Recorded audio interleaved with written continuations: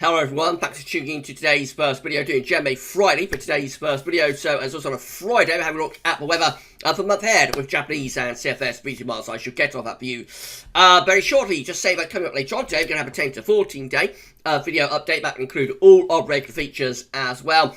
And got the ECMDF 42-day forecast for you this evening. We'll be live streaming from 6 o'clock, the last Friday night live stream for the time being. So I shall see you then, hopefully. Kicking it all off though today, so it's a busy day at GavsWeatherVids. Kicking it all off is JMA Friday, so we're going to begin by having a look at the 500 millibar height anomalies from the North Pole and Arctic view down, broken down into weekly periods. So the first week period will take us from the 26th of February through to the 5th of March. Yellow, orange and red extrapolate to above average heights, which is high pressure. Blue to below average heights, which is low pressure. You can see it in the weekend. You're going to have a big area of high pressure across much of northern and western Europe, dominating the weather. Low pressure is away towards Greenland, and Canada jet stream being pushed off up here somewhere. So loads of dry weather coming up with high pressure dominating, and it's going to be very mild in that area of high pressure as well, although there could be some colder nights. All change a week too. This is going to take us from the 5th through to the 12th of March. The high pressure pulls out to our west, a bit of retrogression here. High pressure pulling out to our west, low pressure digging into the north and northeast, and it sends winds back into the north probably. So this is definitely going to be turning colder. If this is right, how cold it gets, you know, that remains to be seen, but we will definitely pull the wind into like the north or the northeast with that scenario. And yeah, so a return to colder conditions there from the 5th through to the 12th of March.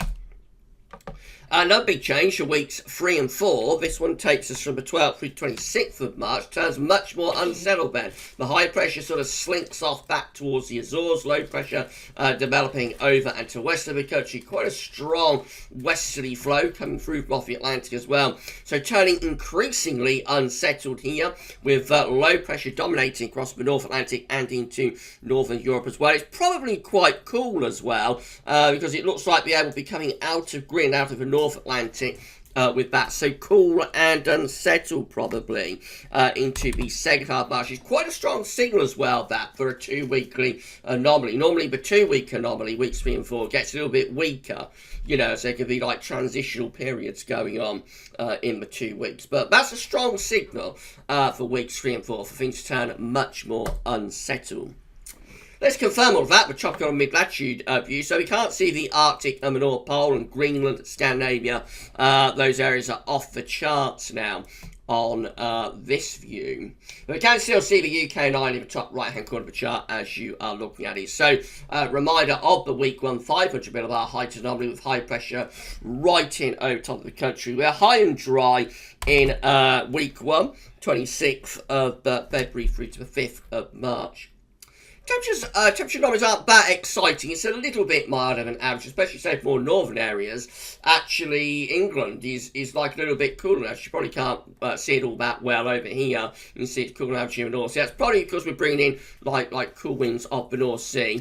But I think overall, you know, it's a period that has probably quite cold nights, but daytime shouldn't be too bad in the late February, early March sunshine. Of course, if high pressure dominates, it's also significantly drier than average week to start us off as well.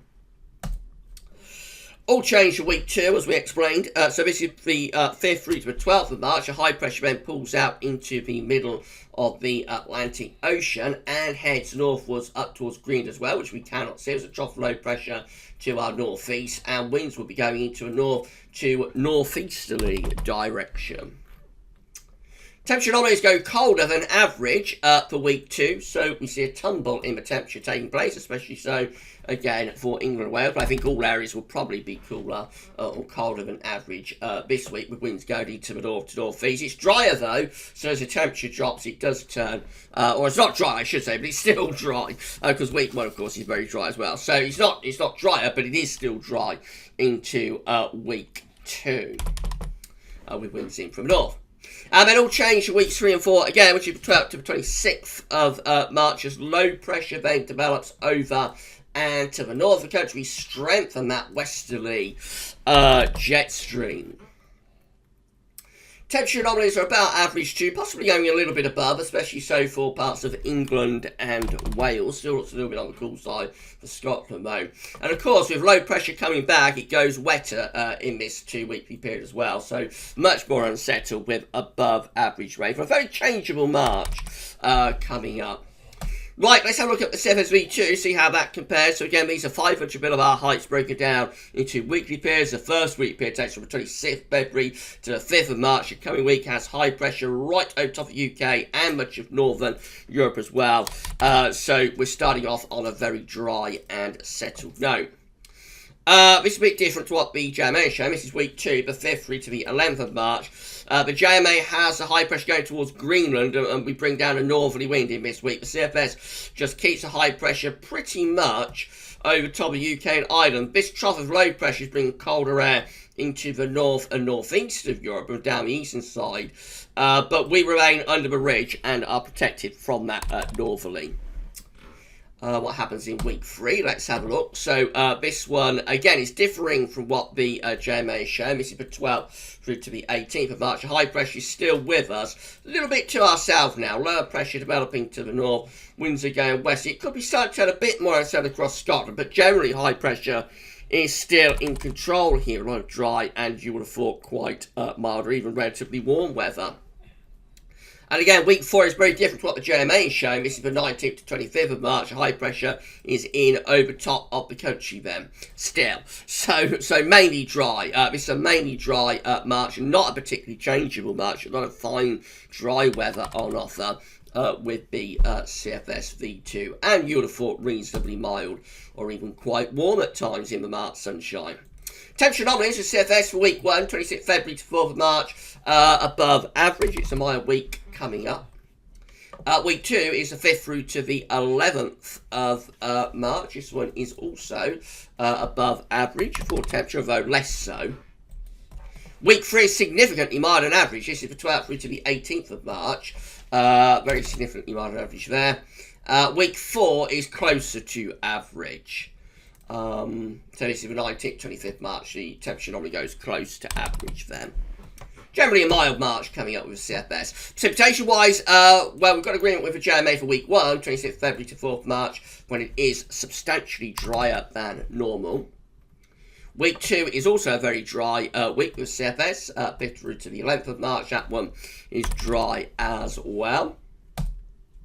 This is where we get changes compared to the JMA. This is week 3, the 12th to the 18th of March.